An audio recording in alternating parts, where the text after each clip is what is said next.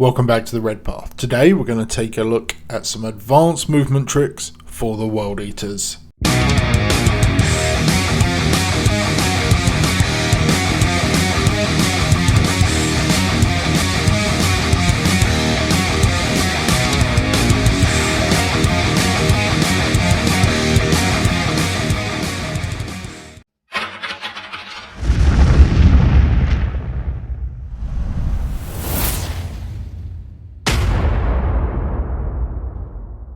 I recognise that at this point I'm likely preaching to the choir, but I honestly believe that mastering movement is probably the most important part of being a successful 40k player.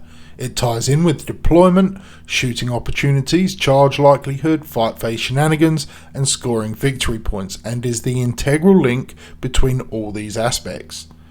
Deploying perfectly is only strong if you capitalise on it with equally powerful movement, and likewise, all the combat prowess in the world is useless if you're unable to reach the melee. Before we dive in, however, I'm going to formally invite you to follow us here at the Red Path in any way you may be able. Both Dara and I have Instagram presences, Dara showcasing his amazing paintwork and me doing a little bit of everything that doesn't involve painting. We also would love to see you join our Discord, where we have an absolute blast discussing tactics, lore, hobby and just about everything else. And finally, we do have a Patreon if you're interested in supporting the channel with dollary dues. But ultimately, we would love to have you come join the fun in the Discord and share your gory bat reps with us. Okay, enough of that. Let's take a dive into Tabletop Simulator and look at some examples of how to maximize your movement game. Okay, so we're going to go through 3 quick examples of kind of advanced movement shenanigans you can pull, and this is especially for the World Eaters, simply due to the apoplectic frenzy stratagem. So as you can see, I've got a TTS table laid out here. I've got no idea if the armies are balanced points wise. I just threw some units down on the table. We've got Imperial Fists on the top side here, rocking a Whirlwind Scorpius, then a Bike Chaplain, 2 squads of bikes, 3 Volkite or 3 Contemptors, doesn't really matter what they're equipped with, big blob of Terminators with an Apothecary, and some Vanguard Vets with the Shield and Claw, as they would typically come. Then over for the World Eaters, this is just part of a list I've run. I've got a couple small squads of Cultists, squad of 5 Raptors, 10 Warp Talons, 2 Contemptors and a Leviathan, and then we got Khorne back here.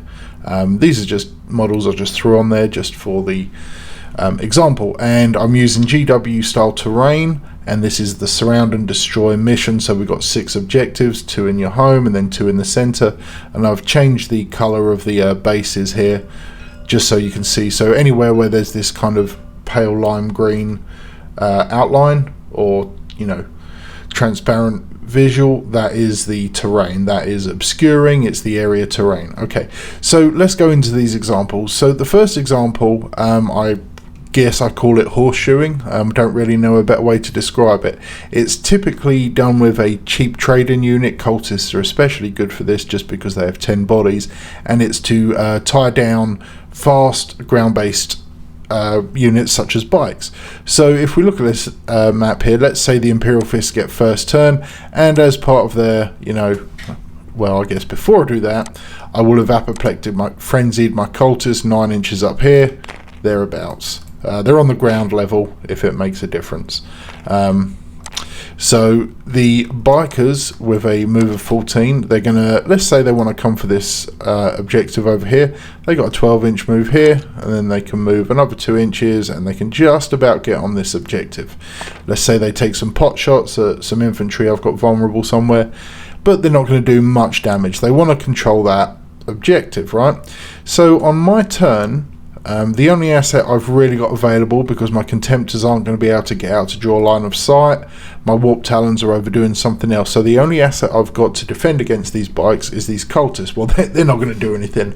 With some extreme luck, they might pull down 1 bike between shooting and charging, so we're not even going to try that. We're going to advance them. Let's just say I get a 2. I don't think I'd need much more. So they've got 8 inches of move right now. So what I'm going to do, we'll just get them around about here. We'll just bring these guys here, and we're just going to roughly move them. They're going to be outside of an inch of the bikers, of course, and making sure we get OBSEC bodies on this objective. So what you can see here is I've surrounded the bikers, which are, they can't fly, they can't teleport, they've got no particular special abilities other than being fast. Obviously most armies have a unit that can do this sort of thing, but what I've done now is I may shoot at them. Oh no, I can't, because they're not assault weapons, so I'm not going to shoot, and I'm certainly not going to charge, even if I didn't have to advance. If I didn't need to advance, I may have done some pot shots or shot at something else, but I'm not going to charge them. I'm not going to give them free movement, because now on their turn, yes, these cultists are absolutely dead, but these bikers are not moving anywhere useful, at least. Now they can stay on the objective, but they're not coming down here to threaten this objective, because they can't move through these. The only option they've got movement wise is to, with some finagling, come back and then maybe come over here or something, because they can't pass through the ruins because they're not infantry. They can't move through my cultists. They can't come down to the center. They're stuck. Yep, the cultists are gone to boltify, absolutely, and if they need to, they can charge them and get some free movement, which would probably be their best move anyway, is to not shoot them and then charge them and, get a little bit of piling and consolidate action out of them. But just by sacrificing the cultists in that way, I lock down a unit which generally wants to be moving and threatening, the opponent's field. So for 50 points, I make these bikers basically useless for about a turn. Of course, this is restricted to units that stay on the ground. It wouldn't work against Vanguard Vets or something like that. And it's similar to the 30 blob thin red line, I guess, that I've used on the channel before. Just a bit more specific, and it just ties down one unit normally, but it's something I've used in games, and it can be pretty effective, especially when you're going against vehicles or things that don't have infantry, beast or swarm keywords, with all this terrain around that prevents them from getting free movement everywhere. So the second one I want to talk about, the second kind of movement shenanigan, of course, we're going to use Apoplectic Frenzy again. We're going to do it on the Warp Talons. They'd get to about here, to this position. I don't think they can quite get over the wall with their free move, so we'll stick them there. Oh, and they're gone flying. So they're obviously going to take their 12-inch move. This one is obviously better if you get first turn. Well, it doesn't matter for the example. Let's say they're here. So obviously my goal here is to get rid of one of these Contemptors. As Imperial Fist, I'm fairly certain I'd get it, certainly. So we make the charge. Here we go, and we delete that Contemptor. When we piled in, we came round as much as possible. We wanted to get as many bodies in there. We didn't touch the Vanguard Vets because they would absolutely destroy us, being so much more efficient. So what I'm going to do now is I'm going to spend a CP for the 6-inch Consolidate. So of course, just to clarify, Consolidate and pile in as well for that matter, just requires that you end the move. Each model ends its move closer to the closest enemy model. So at the moment we are 1 inch away exactly. Obviously ideally we'd be 1.1 inches away, which we are now.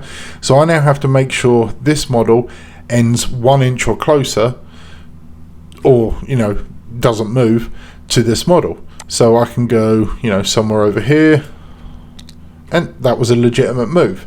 This guy is 3.6 is his nearest model, but he's gonna, because I've got the 6-inch Consolidate, remember, he's gonna consolidate all the way over here. Oh, and that's all the play I wanted from this.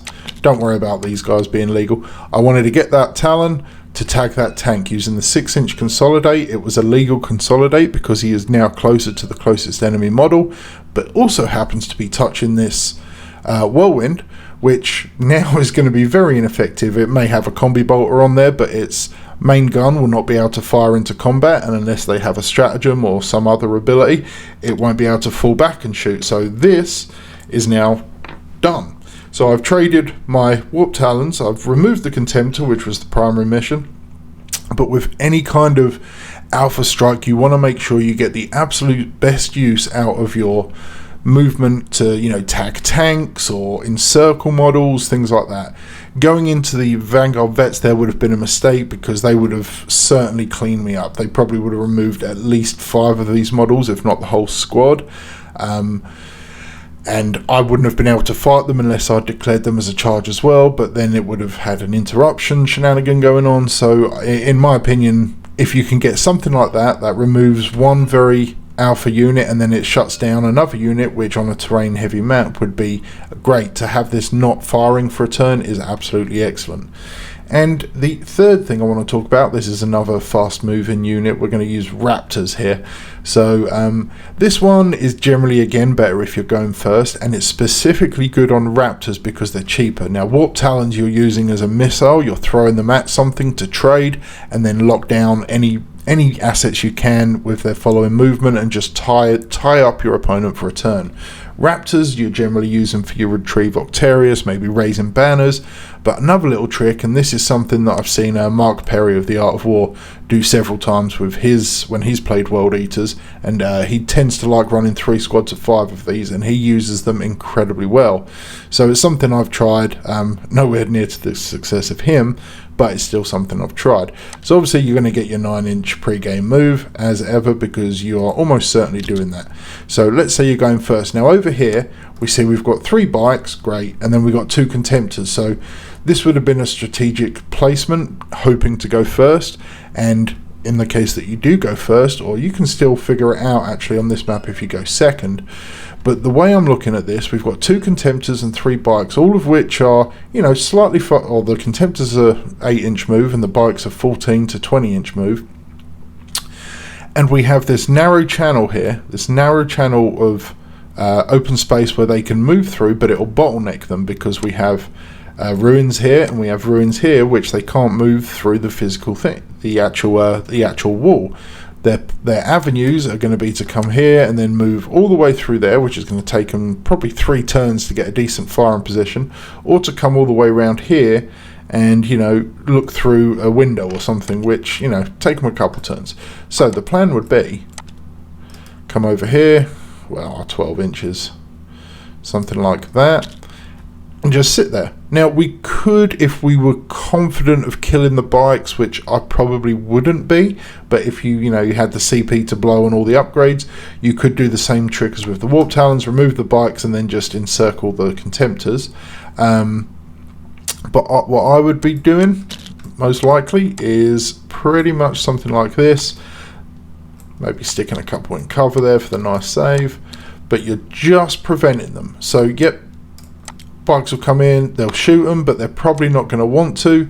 They're going to come in and they're going to want to do a multi-charge so they can get some extra consolidations, but then they're going to be bottlenecked in this position. So for 75 points, we would have kept a fast unit, which admittedly could go over here, but then it's out of the way for a turn, and 2 contemptors, which they're going to probably be equipped with Volkite and missile racks.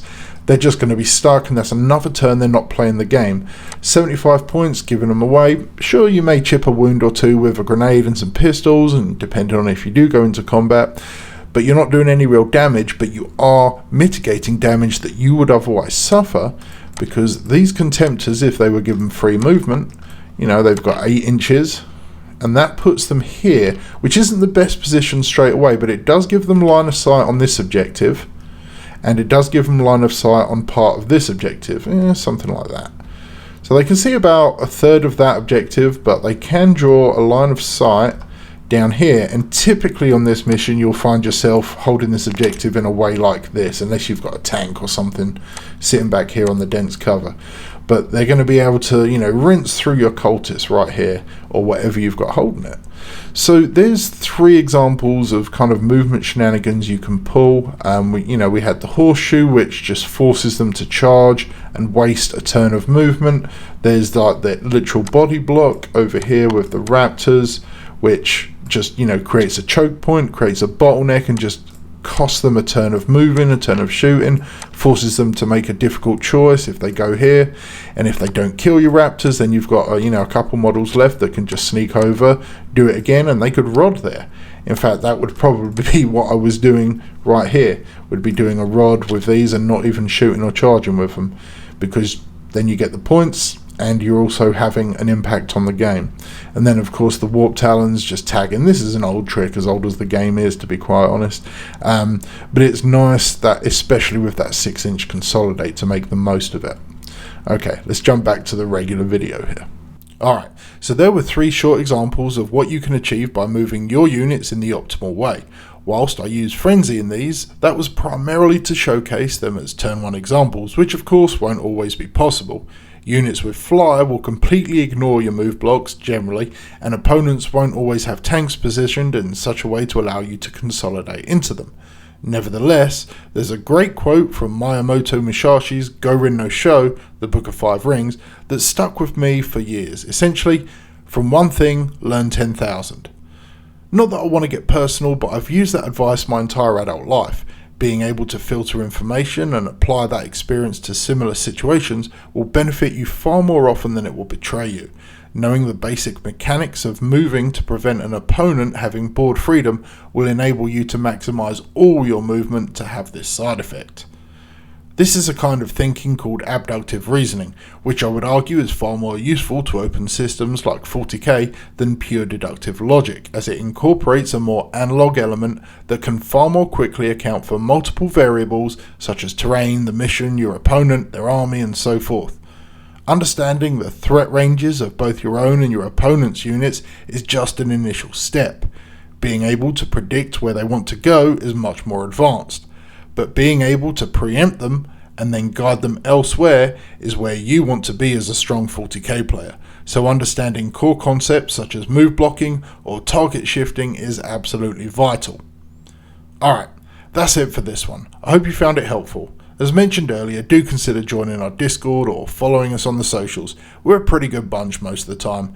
But until next time, stay healthy, stay safe, and kill, main, burn.